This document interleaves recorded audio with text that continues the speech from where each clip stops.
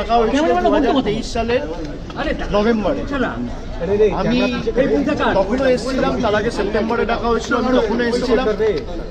আমাকে দিল্লিতে দুবার ডাকা হয়েছে, আমি গেছি, আমি সিবিআই অফিসে গেছি, সব মিলিয়ে প্রায় 10-12 বার কেন্দ্রীয় তদন্তকারী সংস্থাদের সামনে উপস্থিত হয়েছে। আমার সামর্থ্য অনুযায়ী যতটুকু সাহায্য সহযোগিতা করা, যেগুলো তাদের জ্ঞাতার্থে আনার প্রয়োজন, যে প্রশ্নগুলো আমাকে করেছে আমি এবং তারা তাদের কাজ করছে। রাজনৈতিক প্রেসার আছে না আছে আমি সেটা যাব না, তার কারণ বিজেপি নিয়ে যত কম বলা যায় তত ভালো। একদিকে দল ভাঙানির খেলা, আর একদিকে বিরোধী শক্তি যারা লড়াই করছে মাথা নত না করে তাদেরকে কি করে দমানো যায়, তাদের ধমকানো যায়, চমকানো যায়, তাদের ভেঙে গুড়িয়ে দেওয়া যায়, কার্যত বিরোধী শূন্য করে দেওয়া যায় পশ্চিমবঙ্গকে, সেই চেষ্টাই গত 1 মাস ধরে করা হয়েছে। প্রথম দিকে এসআইআর এর নাম করে উপযুক্ত ভোটারদের ভোটার তালিকা থেকে নাম বাদ দেওয়া, কাউন্টিং ভেন্যু থেকে বল প্রয়োগ করে অন্যান্য দলের রাজনৈতিক কাউন্টিং এজেন্টদের বার করে দেওয়া, তারপরে পোস্টপোল ভায়োলেন্সের নামে কি তাণ্ডব লীলা চলেছে আমরা সব জায়গায় দেখেছি।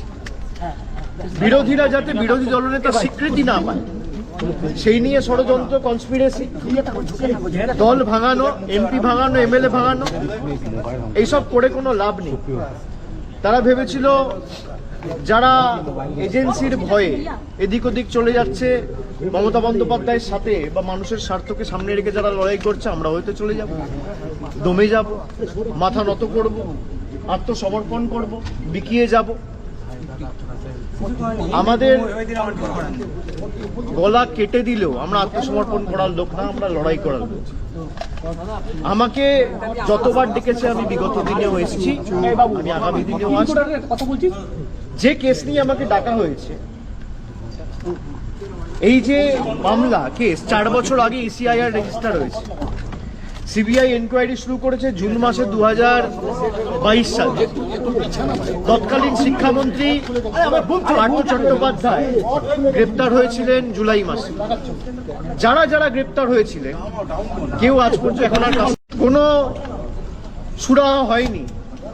যাদের চাকরি পাওয়ার কথা ছিল, আমরা সকলে চেয়েছিলাম প্রক্রিয়া যত তাড়াতাড়ি সম্ভব হয়ে উপযুক্ত ব্যবস্থা নিয়ে মেধাযুক্তদের তালিকায় কোনোভাবে নাম তুলে যথাযোগ্যভাবে এই চাকরির প্রক্রিয়াটা একদম ট্রান্সপারেন্ট ভাবে করা হোক। আমি আমার মতো করে চেষ্টা করেছি।